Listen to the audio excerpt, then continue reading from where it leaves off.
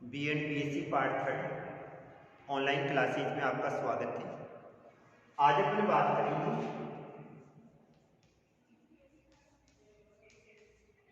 दक्षिणी पूर्वी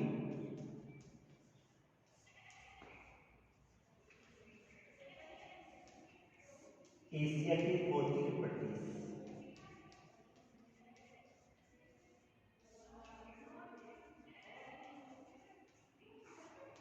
यानी भौतिक प्रदेश का मतलब होता है किसी भी क्षेत्र की फिजिकल स्ट्रक्चर का अध्ययन किया जाता है। वहां पर किस प्रकार से पर्वत पाए जाते हैं, पठार पाए जाते हैं, मैदान पाए जाते हैं, घाटियां पाई जाती हैं, इन सब का अध्ययन किया जाता है। दक्षिणी पूर्वी एशिया के भौतिक स्वरूप का अध्ययन करें तो ये वाली जो भौतिक स्वरूप है वो संपूर्ण एशिया से जटिल स्थलाकृति पाई जाती है। जटिल स्थलाकृति क्यों पाई जाती है? क्योंकि इस क्षेत्र का अध्ययन करें तो इसमें जो नीचे वाली जो द्वीप समूह वाला भाग है उसको लिया जाता है, और इस क्षेत्र का अध्ययन करें तो इस क्षेत्र में पर्वत भी पाए जाते हैं, पठार भी पाए जाते हैं और नदियों वाले क्षेत्र भी पाए जाते हैं। इस क्षेत्र को 3 भागों में बांटा जाता है। सबसे पहला आता है मोड़दार पर्वत श्रेणी।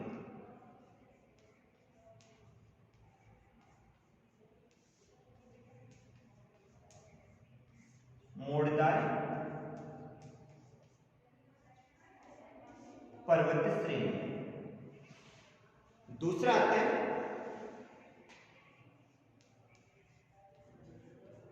प्राचीन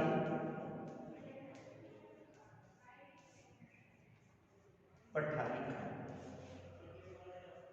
और तीसरा आता है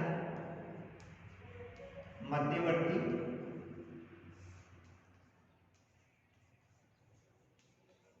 नदियों के मैदान।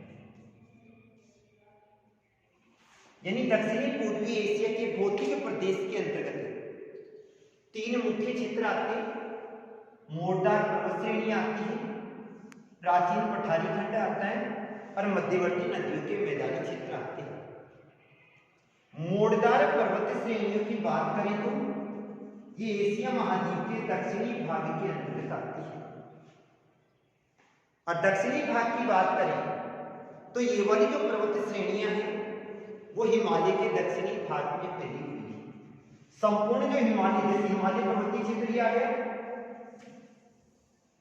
इस हिमालय पर्वतीय क्षेत्र के दक्षिणी भाग में मोड़दार नवीन वलित पर्वत श्रेणियां, इनका जो निर्माण हुआ है वो वलन की क्रिया के अंतर्गत हुआ है, और इसमें मलेशिया से होके इधर वाले भाग में मलेशिया से होती हुई और ये वाली फिलीपींस द्वीपों तक फैली हुई है, और फिलीपींस द्वीपों तक ये एक चाप के समान आकृति में फैली हुई है। मोड़दार पर्वत श्रेणियां जो कि मलेशिया से लेके फिलीपींस द्वीपों तक एक चाप के आकार में फैली हुई है। ये लास्ट में है ना योमा पर्वत, जो योमा पर्वत वाला भाग है उस योमा पर्वतीय क्षेत्र तक फैली हुई है। तो मोड़दार पर्वत श्रेणियां जो कि हिमालय के दक्षिणी भाग में स्थित है और किसके समान फैली हुई है? एक चाप के समान आकृति में फैली हुई है। इसमें अराकान आएगा, योमा भारत का क्षेत्र आ जाता है, और म्यांमार इसकी सीमा के सहारे जिनकी कुछ क्षेत्रों में ऊंचाई 2000 मीटर भी पाई जाती है और कुछ क्षेत्रों में इसकी ऊंचाई कितनी पाई जाती है? 4000 मीटर भी पाई जाती है। इसमें नागा पहाड़ियां भी आ जाती हैं। कौन कौन सी आएंगी? नागा पहाड़ियां,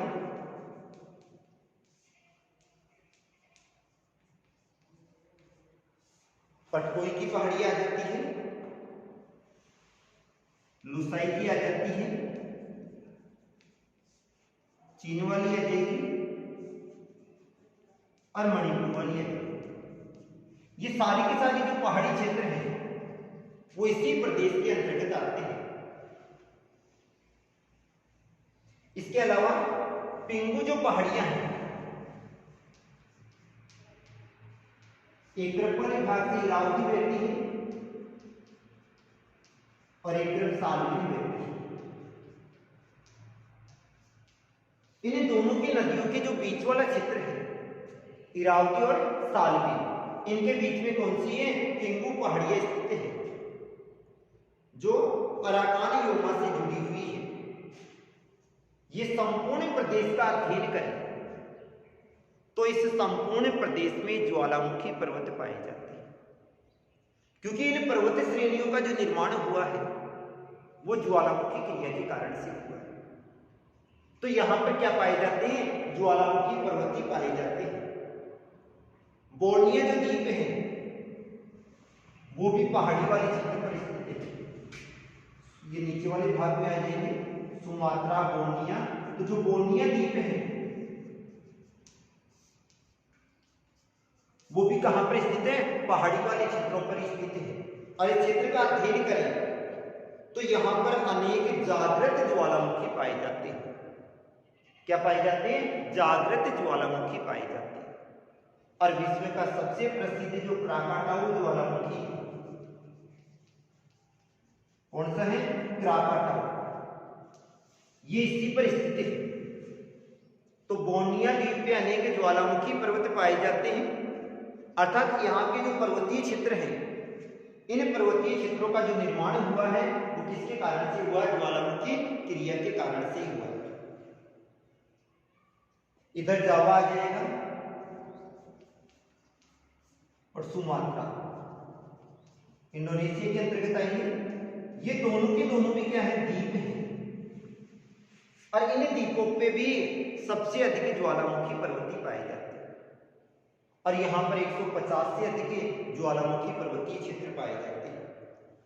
हिंद चीन वाला क्षेत्र हुआ, लाओस हुआ, वियतनाम हुआ, ये भी पर्वतीय क्षेत्रों के अंतर्गत आता है। और ये यूनान पठार के अंतर्गत आता है।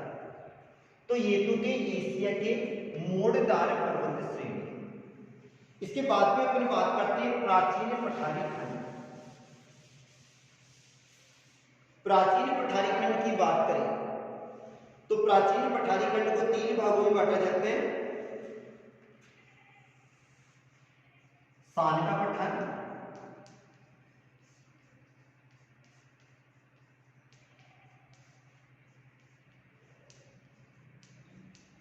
लाओस का पठार,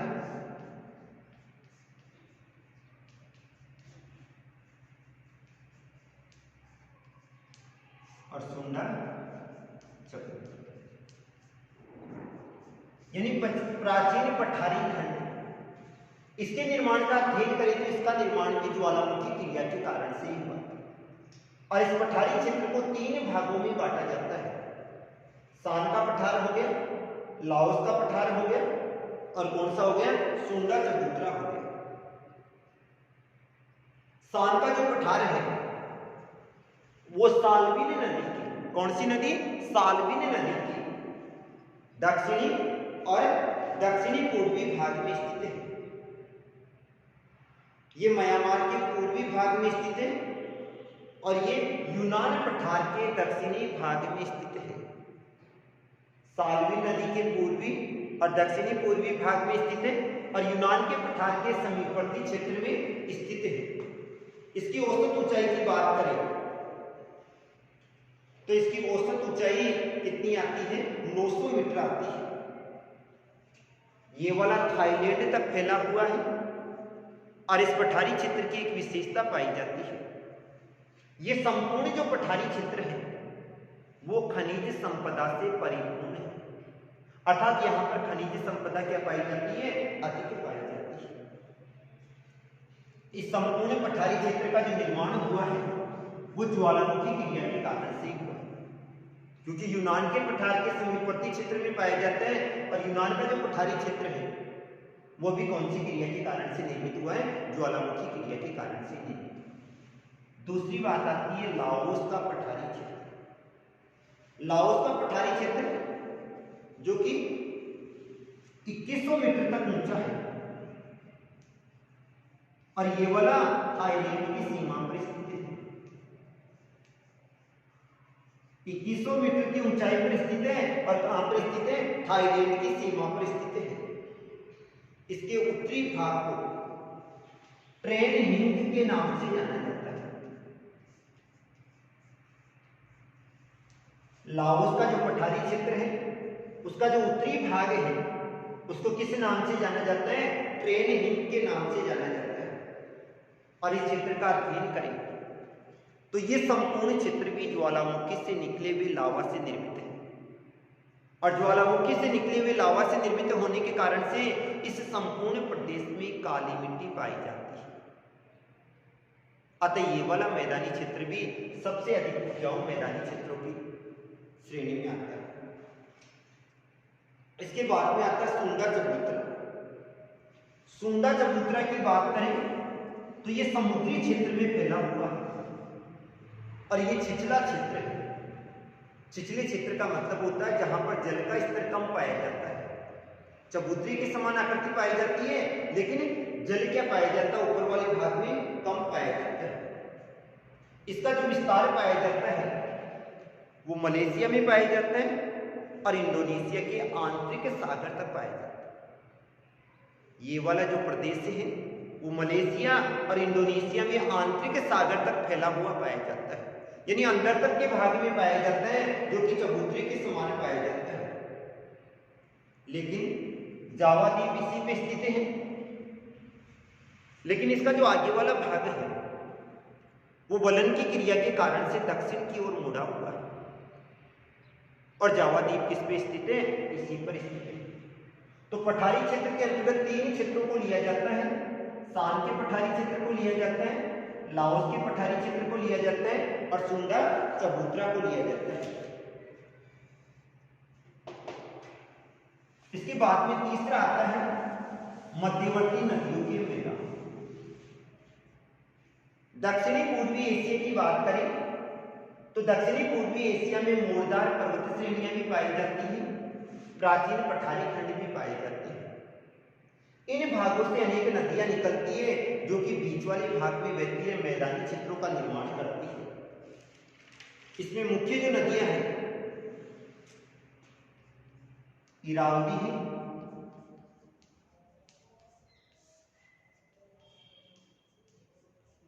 साल्विन है, मीनाम है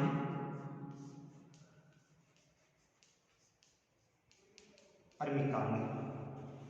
इन नदियों के द्वारा निर्मित मैदानी क्षेत्र है। तो इसे इरावदी नदी की घाटी कहा जाता है,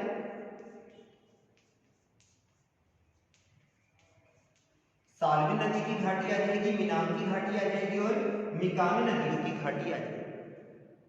ये वाली जो नदियां हैं मोड़दार पर्वत श्रेणी और प्राचीन पठारी खंड से निकलती है। इरावदी नदी का जो मैदान, तो इसमें तीनों क्षेत्रों को लिया जाता है। इरावदी नदी की घाटी को लिया जा रहा है, साल्विन नदी की घाटी को लिया जा रहा है, मीनाम को लिया जा रहा है और मिकाम को लिया जा रहा है। इरावदी नदी घाटी वाला जो क्षेत्र है उसमें म्यांमार को सम्मिलित किया जाए, अर्थात इरावदी नदी की घाटी है वो कहां पर फैली हुई है? म्यांमार के मध्यवर्ती भाग में फैली हुई है। इस नदी की संपूर्ण लंबाई 1614 किलोमीटर है और ये वाली इस क्षेत्र की मुख्य नदी है जो जैसे ही वर्षा की मात्रा अधिक होती है संपूर्ण क्षेत्र में फैली जाती है। और ये वाली ऐसे क्षेत्र से बहती है म्यांमार के जो कि उपजाऊ क्षेत्र के अंतर्गत आता है और इसके द्वारा जलोढ़ मैदानी क्षेत्र का निर्माण होता है जहां पर म्यांमार की अधिकांश जनसंख्या निवास करती है। इसका जो डेल्टाई क्षेत्र है ये वाली नदी डेल्टा का निर्माण करती है और इसका जो डेल्टा है वो सबसे अधिक उपजाऊ डेल्टाई क्षेत्र है और सबसे अधिक उपजाऊ डेल्टाई क्षेत्र होने के कारण से चावल की कृषि हेतु अनुकूलतम दशा उपलब्ध करवाता है।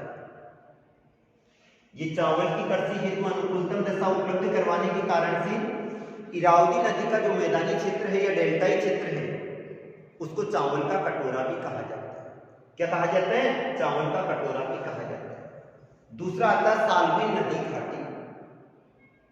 ये वाली इरावती नदी की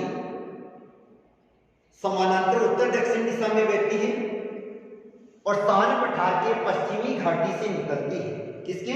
सान पठार के पश्चिमी घाटी से निकलती है और लास्ट में ये घाटी का निर्माण करती हुई मर्तमान की जो खाड़ी है उसमें अपने जल को गिराती है। अपनी जल को कहाँ गिराती है? सालवी नदी मर्तमान नदी की घाट जो खाड़ी है वहां पे अपने जल को गिराती है। इसका भी जो मध्यवर्ती क्षेत्र है वो अत्यंत उपजाऊ क्षेत्र है। तीसरा आता है मिनाम नदी। मिनाम नदी की जो घाटी है वो कहां पर स्थित है? थाईलैंड में स्थित है। और ये वाला थाईलैंड का सबसे अधिक उपजाऊ मैदानी क्षेत्र के अंतर्गत आता है। ये कोराट पठार के अंतर्गत आती है और ये वाली और इसकी जो सहायक नदी है वो भी डेल्टा का निर्माण करती है और ये सबसे अधिक उपजाऊ डेल्टाई क्षेत्र का निर्माण करती है। और इसके बाद में आता है मेकांग नदी घाटी जिसपे थाईलैंड, लाओस, कंबोडिया और वियतनाम से होकर बहती है।